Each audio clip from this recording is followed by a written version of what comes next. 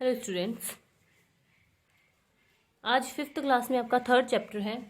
Chapter का name है caring, कि देखभाल करना, कि किसी की भी देखभाल करना। इस लेसन में क्या बताया गया कि कोई हमारे हमसे रिलेटेड हो या ना हो, हमारे देश का हो ना हो, हमारी जाति धर्म का हो ना हो, हमें उसकी मदद ज़रूर करनी चाहिए। तो चलिए पढ़ते हैं लेसन को। This happened in the autumn of 1944 in Estonia during the war of the Soviet Union against Germany। कि ये कब की बात बता रहा है कि दिस हैपेंड, ये कब हुआ था, इन ऑटम ऑफ 1944 की 1944 की कौन सी ऋतु थी। ऑटम कौन सी ऋतु होती है? पतझड़ ऋतु थी। During the war of Soviet union against Germany, की सोवियत जो है जर्मनी के अगेंस्ट जो है वॉर लड़ रहा था, युद्ध लड़ रहा था।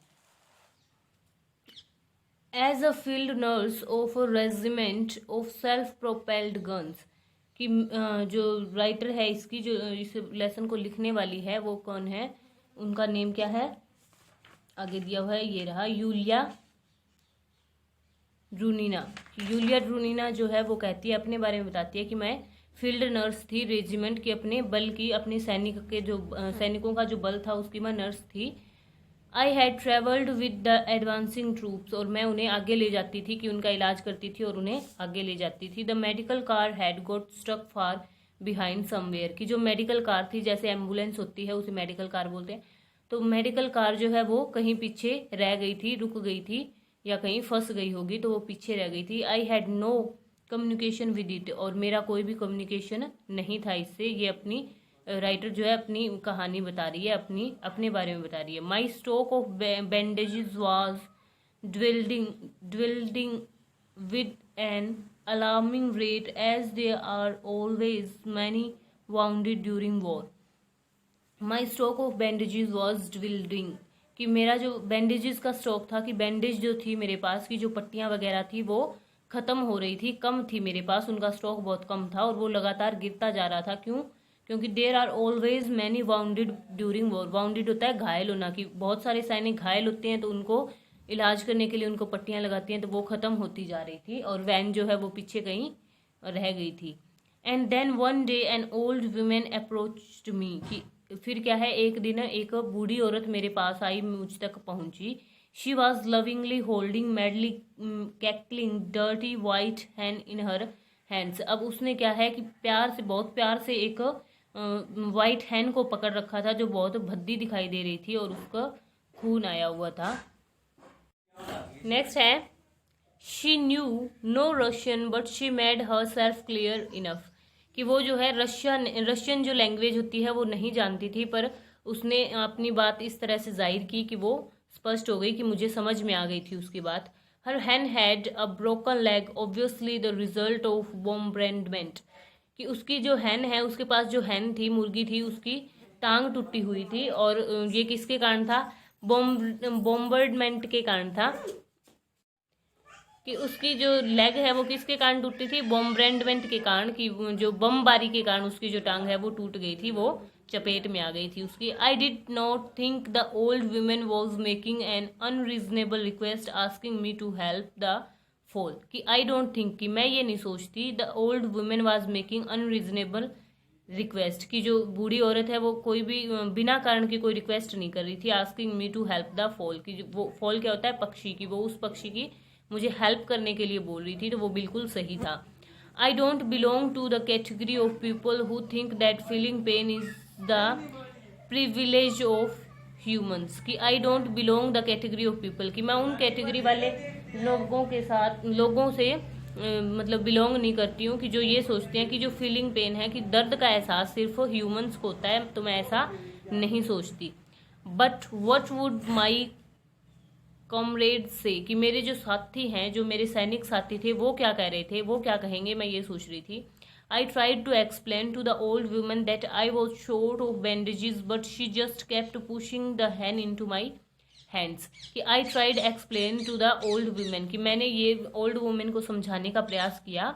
आई वॉज शॉर्ट ऑफ बैंडेजेस, की मेरे पास बैंडेजेस की कमी है, but she kept pushing the hand into my hands, परंतु उसने जो है जबरदस्ती वो हैंड जो है मेरे हाथों में पकड़ा दी। There had formed a circle of furious soldiers around us. Suddenly I heard the reproving voice of a middle-aged soldier. कि वहां पर चारों तरफ क्या है कि सोल्जर्स का झुंड इकट्ठा हो गया था, और अचानक ही मैंने एक वॉइस सुनी कि कराती हुई, मतलब बिल्कुल ऐसे क्या बोलते हैं उसको, गुस्से वाली आवाज़ सुनी। मिडल एज सोल्जर की, मिडल एज का जो सोल्जर था उसकी आवाज़ सुनी, और उसने क्या कहा, that's a living creature in pain, have you no heart lass. अब वो क्या कहता है उससे, that's a living creature in pain, कि जो जीवित जंतु है, क्रिएचर क्या होता है, जंतु, जीव, कि ये जीव जो है वो पेन में है, दर्द में है। हैव यू नो हर्ट, कि तुम्हारे पास कोई दिल नहीं है। लास्ट, लास्ट मीन्स लड़की। तो अब वो ये सुनते ही क्या कहती है, another younger man supported him, all those city folk alike, no understanding. अब दूसरा उसको सपोर्ट करते हुए कहता है उस मिडल एज्ड मैन को, कि सारे जो लोग हैं एक जैसे हैं, कि यहाँ पर कोई भी अंडरस्टैंडिंग नहीं है। Then came a chorus of condemnation, the things they said about my heartlessness, I don't like thinking of it even now। उसके बाद जो है कोरस, कोरस मीन्स एक सॉन्ग टाइप, कि वहाँ पर कोहराम मच गया, कंडमनेंस की वो विरोध कर रहे थे। द थिंग्स दे सैड, और वो किसके बारे में बोल रहे थे, कि माई हार्टलेसनेस के बारे में, कि मेरी निर्दयता के बारे में बोल रहे थे। I don't like thinking of it even now, और मैं आज भी इसके बारे में सोचना नहीं चाहती हूँ। True, one joker suggested the wounded chicken would make a very nice broth, but they turned on him so fiercely that he shut his mouth in a hurry and just blinked। अब की सच्चाई तो ये है कि एक joker ने क्या कहा था, कि वहां पर एक सोल्जर था, उसने क्या कहा कि वाउंडेड चिकन, की ये जो चिकन है उससे हम अच्छा सा मतलब चिकन बना सकते हैं, हमारे लिए खाना बना सकते हैं। But they turned on him so fearlessly, कि सभी ने उसकी तरफ गुस्से से देखा जब उसने ये बात कही। And he shut his mouth, और उसने अपना, तो जब उन्होंने गुस्से से देखा तो उसने क्या है कि अपना मुंह जो है बंद कर लिया और सिर्फ आंखें झपका दी। I opened my bag, somebody plan 2 chips and of wood for me, and I applied splints to the hands leg in full accordance with the medical science. कि आई ओपनड माई बैग, कि मैंने अपना bag खोला और जो हैन है उसको मैंने जो है लेग को full accordance with the medical science, की मैंने उसकी पट्टी लगा दी, और क्या है पूरा ध्यान रखा कि मेडिकल साइंस में कैसे इनको ट्रीट किया जाता है। I was thus given an object lesson of kindness by front line soldiers who it would seem should have been purged of all sentimentality by the war. I was thus given an object, कि उस time मुझे क्या है kindness का एक object मिला, कि kindness के बारे में मुझे पता चला कि जो सोल्जर्स हैं उनके सामने, कि वो क्या है कि वो वॉर के सामने उनकी जो सारी सेंटिमेंटलिटी है वो सारी खत्म हो जाती है, वो कुछ भी नहीं देख पाते उसके आगे, और जो वॉर है उसके कारण जो है अशांति फैलती है।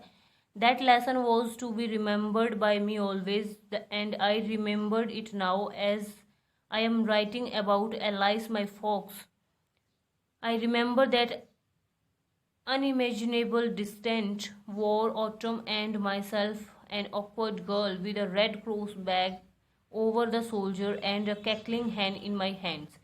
That lesson was to be remembered by me always। कि ये जो लेसन है, ये जो मैंने सीखा है कि किसी भी मतलब दूसरे देश वाले को या ऐसे हमें ट्रीट नहीं करना चाहिए, हमें अपना जो है उसकी हेल्प करनी चाहिए।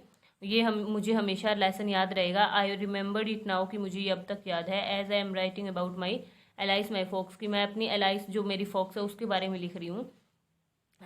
आई remember that unimaginability distant war autumn, की जो ऑटम की जो वॉर थी 1944 में, वो भी मुझे अब तक याद है, अकाल्पनिक रूप से याद है। And my self an awkward girl with a red cross bag, की और मैं खुद भी याद हूँ मुझे कि मैं एक ऑकवर्ड गर्ल थी, कि बहुत शाई फील कर रही थी, और मेरे पास क्या था, रेड क्रॉस बैग था, कि वो जो प्लस का निशान बना होता है, रेड क्रॉस बैग था उसके पास। Shoulders and a cackling hen in my hands, और जो एक हैन थी, घायल मुर्गी थी, वो मेरे हाथों में थी। तो ये मुझे अब तक याद है।